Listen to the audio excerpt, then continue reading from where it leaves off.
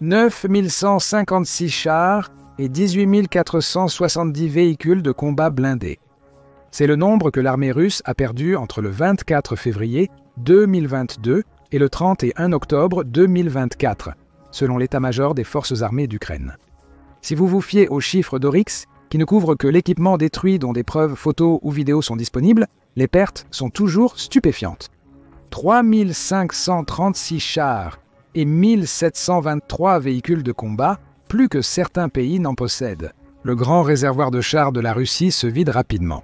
Cette base était le dernier recours de la Russie, un vaste stock destiné à maintenir son armée en mouvement, mais maintenant elle n'est plus que l'ombre de ce qu'elle était. L'arsenal russe peine à approvisionner la première ligne en chars et véhicules. La grande réserve a commencé à s'épuiser, mettant en évidence les difficultés majeures. À quel point est-elle vide? Continuez à regarder pour le savoir. Pour comprendre pourquoi le fait que cette base se vide est un si gros problème, il faut d'abord regarder où elle se situe dans la hiérarchie des dépôts militaires russes. Alors, décomposons cela rapidement. Selon le groupe de réflexion français de l'Institut Action Résilience, la Russie exploite 28 sites majeurs de stockage et de réparation, dont 24 situés dans les districts militaires centraux et orientaux. C'est là que se concentre la majorité des actifs militaires du pays. Parmi ces bases, 9 sont spécifiquement dédiées au stockage de chars et de blindés. Mais ce ne sont pas seulement des entrepôts. Ils jouent un rôle crucial dans le soutien des unités opérationnelles et la régénération de l'équipement pour l'armée russe. Ces installations, nommées bases centrales de réserve de chars, existent depuis la fin de la Seconde Guerre mondiale, hébergeant différents modèles de chars soviétiques jusqu'à aujourd'hui. Ils sont gérés par la Direction générale des véhicules blindés du ministère de la Défense, ou GAB-2 en abrégé.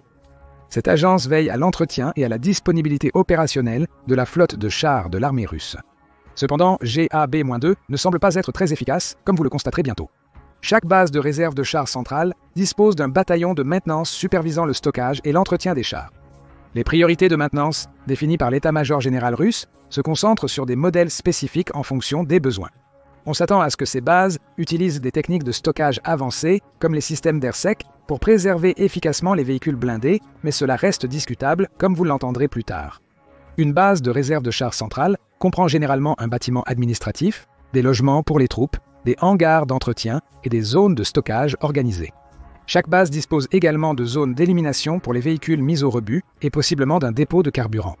Pour soutenir la logistique, des zones de chargement pour le transport ferroviaire sont situées à proximité, garantissant un fonctionnement sans heurts. Actuellement, les 9 bases de réserve de réservoirs centraux sont dispersées dans les districts militaires russes. Le district militaire occidental n'en abrite qu'un, la 22e base à Bayer-Kostroma Oblast. Le district militaire central abrite 5 bases de réserve de réservoirs centraux. La base 349 à Topchika, Kraï de l'Altaï. La base 1311 à Vikhneye-Pishma, Oblast de Sverdlovsk. La base 2456 à Yakovo, Oblast de Novosibirsk. La base 2544e à Kozulka, Kraï de Krasnoyarsk. Et la base 6018e à Kamyshlov, Oblast de Sverdlovsk. Il ne reste que 3 bases de réserve de chars centrales dans le district militaire de l'Est. La base 111 à Komsomolsk-sur-Amour, Khabarovsk-Kraï, la base 769 à Ulan-Uda, Borachia, et la base 1295 à Arseniev, Primorsky-Kraï. Cette vidéo se concentre sur la base 769 à Ulan-Ude. Mais compte tenu du fait qu'une grande partie des informations que nous connaissons sur ces bases provient des efforts extraordinaires des détectives des médias sociaux, présentons-les d'abord. Le premier est Covert Cabal sur YouTube, une chaîne axée sur la fourniture d'analyses militaires impartiales. Leur impressionnant modèle en 3 dimensions de la base 769, qui capture les moindres détails jusqu'au poteau d'éclairage, offre une vue détaillée et sans précédent de l'installation. Ensuite, nous avons At High Mast sur 10 qui suit méticuleusement ce qui reste des bases de stockage soviétiques et russes. Aux côtés de Covert Cabal, ils ont assemblé et compilé plusieurs images pour obtenir une image complète de la base 769 et de son évolution. Plongeons maintenant dans les détails spécifiques. La base de réserve de chars centrale, 769 anciennement connue comme la base de stockage et de réparation, 227 était le joyau des installations de stockage de chars de la Russie. Nichée près de la capitale de Beratia, Ulan-Uda, cette base couvre plus de 3,86 miles², une vaste étendue de terre dédiée à la puissance militaire. Avant et après la guerre, ce site reste le plus grand lieu de stockage de chars en Russie. Les principaux modèles de chars stockés ici sont le T-72 et le T-62, avec des variantes comme le classique T-62M, T-72A, T-72B, et le T-72 OBR 1989, constituant la majeure partie de l'inventaire. Grâce au modèle 315 de Covert-Cabannes, nous savons que la base est divisée en 3 sections distinctes, les zones nord et sud pour le stockage des véhicules et une section centrale pour la logistique et l'approvisionnement. Il est à noter qu'il est impossible de passer directement d'une section à une autre. Chaque section est entourée de clôtures de sécurité à triple couche, rendant les déplacements entre elles difficiles. Pour changer de section, vous devez passer par un point de contrôle de sécurité, emprunter la route principale et entrer par un autre point de contrôle. L'armée russe n'est pas réputée pour son efficacité, mais cette configuration semble être un modèle de mauvaise gestion militaire, surtout compte tenu de la complexité supplémentaire du terrain entourant la base 769. Cette zone montagneuse présente un terrain inégal, ce qui rend les garages de stockage intérieurs rares. Ainsi, la majorité des véhicules de cette base sont laissés en plein air, avec seulement quelques garages d'entretien et petits abris couverts disséminés sur le site. Remontons le temps et explorons brièvement l'histoire de la base. Cette histoire de transformation et de déclin révélera comment cette installation autrefois fière est tombée dans un état lamentable. La base de réserve de chars centrale 769 existe depuis les années 60. La première mention officielle de cette base en Occident est apparue dans un rapport de l'Agence centrale de renseignement de 1964, peu après la scission sino-soviétique. En Union des républiques socialistes soviétiques, c'était une période de tension et de renforcement militaire face à la menace perçue de la Chine, avec un déplacement significatif des forces soviétiques vers l'Est. Le rapport de l'Agence centrale de renseignement décrivait un grand complexe avec d'immenses casernes, mais presque aucune de ces structures d'origine n'existe encore aujourd'hui. Au début des années 2000, la base fonctionnait de manière quelque peu chaotique. La section sud stockait des véhicules de réserve, tandis que la section nord abritait ceux en meilleur état. Le nord semble être la zone privilégiée, alors que le sud est négligé et laissé à l'abandon. Curieusement, la première section nord était totalement isolée à l'époque, bien qu'elle ne stockait rien. Imaginez simplement une section entière dédiée à un rien. Cette étrangeté est le reflet parfait de l'état général de l'armée russe à l'époque, où des unités entières existaient sans but ni fonctionnalité. En 2008, une réforme militaire russe majeure, appelée réforme Sergikov, a été lancée, marquant un tournant pour l'armée russe.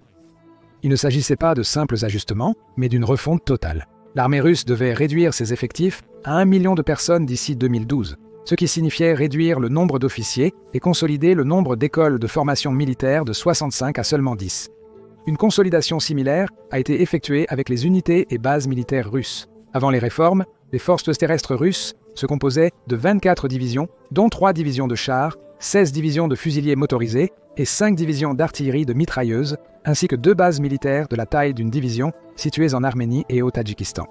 Cette structure était gonflée et inefficace, avec seulement 5 divisions de fusiliers motorisés pleinement opérationnelles et environ 13% des unités de l'armée considérées comme prêtes au combat en permanence.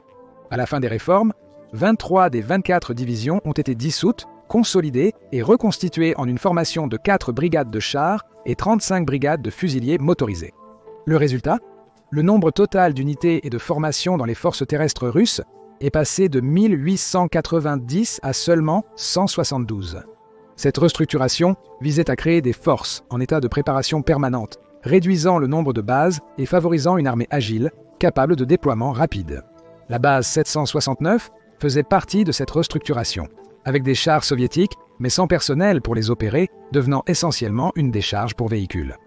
Après la réforme, une frénésie d'accumulation de chars s'est ensuivie, si bien qu'en 2011, la base en débordait. C'est pourquoi, en 2012, un plan de destruction de véhicules à grande échelle a été lancé, visant 10 000 chars pour la destruction. C'est ici que naît le malentendu selon lequel la Russie a encore des dizaines de milliers de chars en réserve. En réalité, c'est tout l'inverse. La plupart des chiffres qui circulent en ligne proviennent de l'époque soviétique, mais beaucoup des chars attribués à la Russie appartiennent en réalité aux anciennes républiques soviétiques comme le Kazakhstan, la Biélorussie et même l'Ukraine. Au 24 février 2022, les estimations suggèrent que la Russie avait environ 17 500 chars en réserve, mais beaucoup d'entre eux sont stockés à l'extérieur et en mauvais état.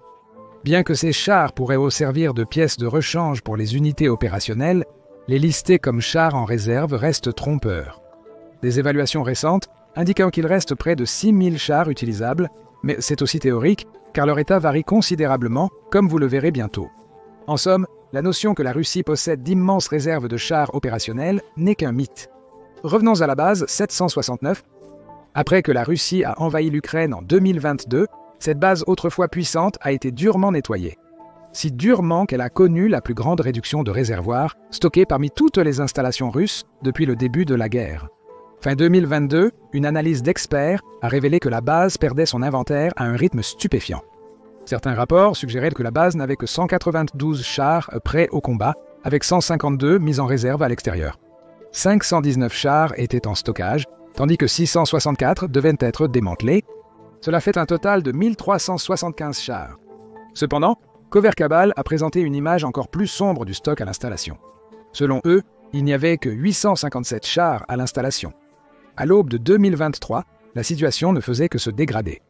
Un coup d'œil aux images satellites a confirmé une chute drastique de 857 chars fin 2022 à seulement 630 en avril 2023.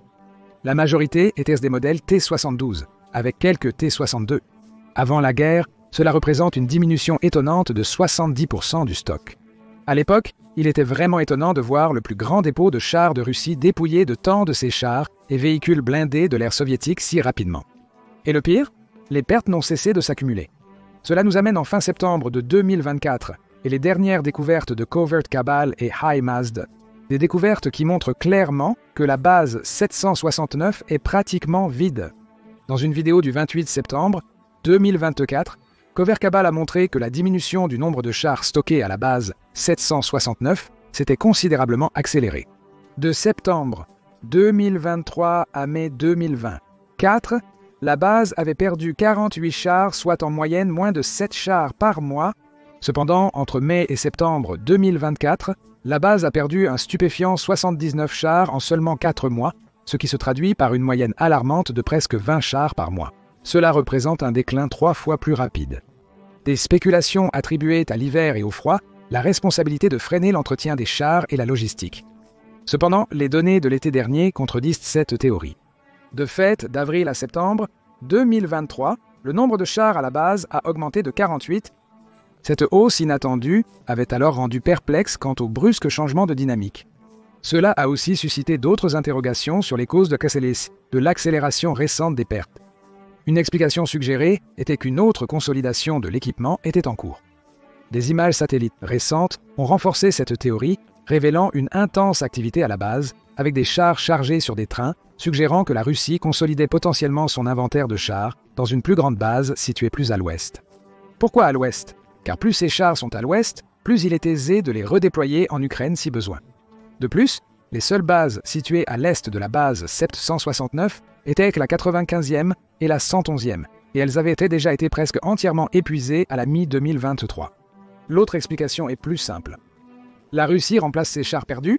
Vu les pertes grandissantes causées par l'assaut russe continu sur le front et ukrainien durant l'été et l'automne, cette explication semble plus crédible.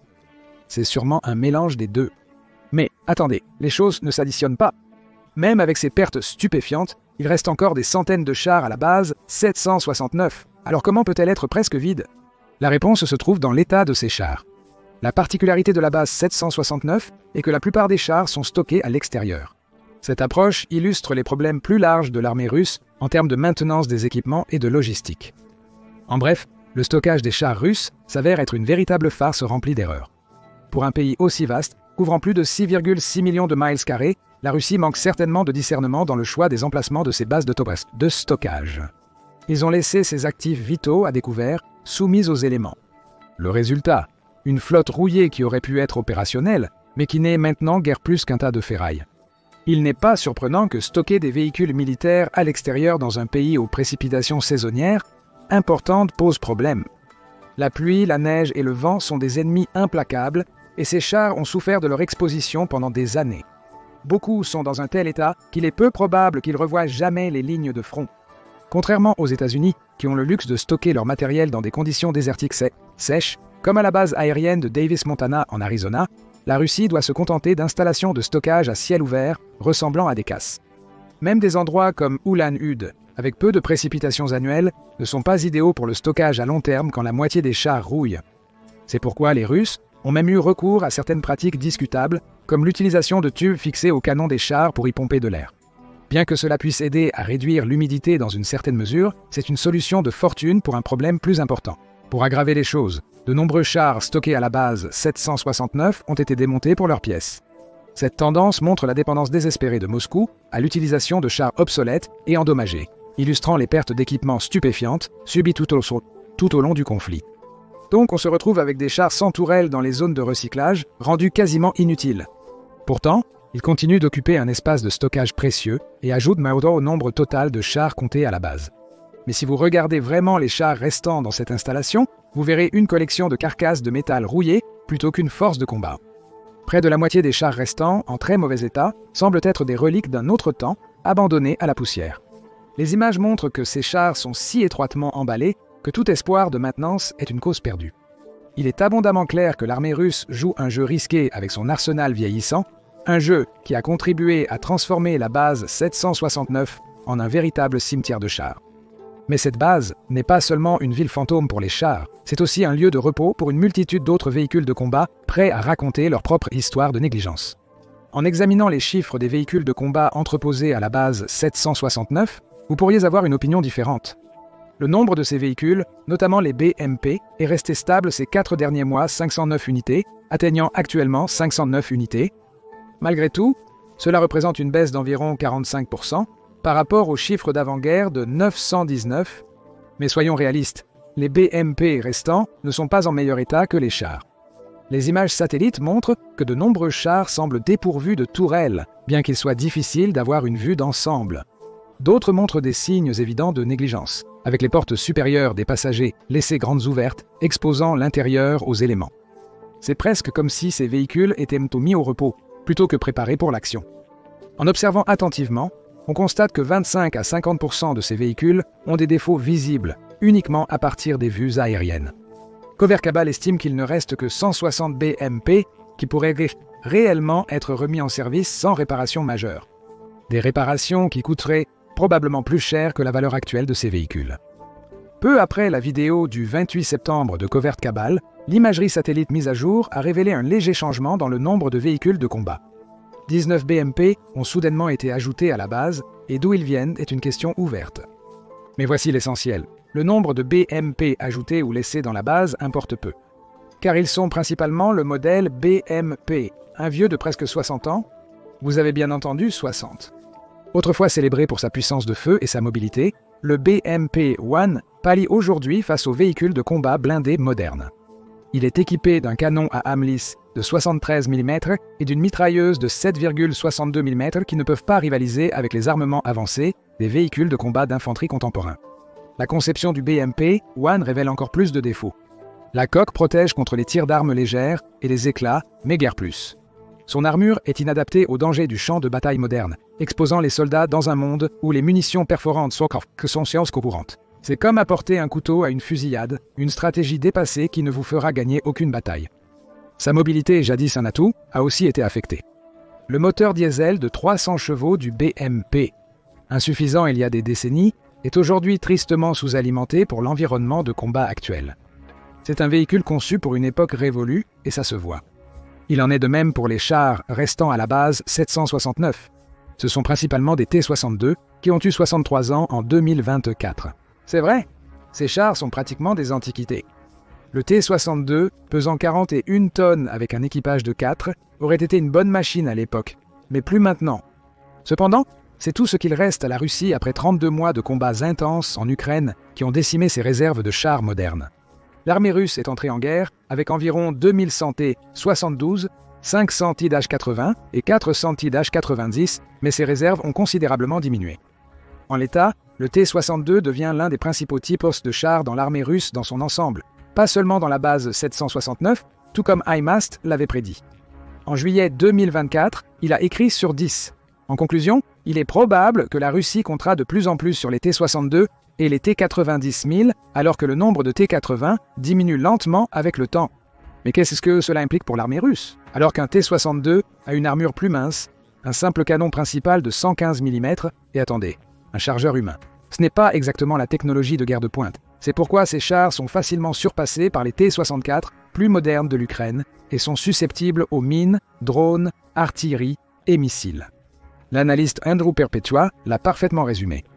Les T-62 sont vaguement utiles, mais seulement selon les normes des années 1980, avec la production de nouveaux chars par la Russie à la traîne en raison de problèmes financiers, de manque de travailleurs qualifiés et de pièces manquantes, il semble que ces T-62 sont le meilleur que l'armée russe peut rassembler en cas de besoin.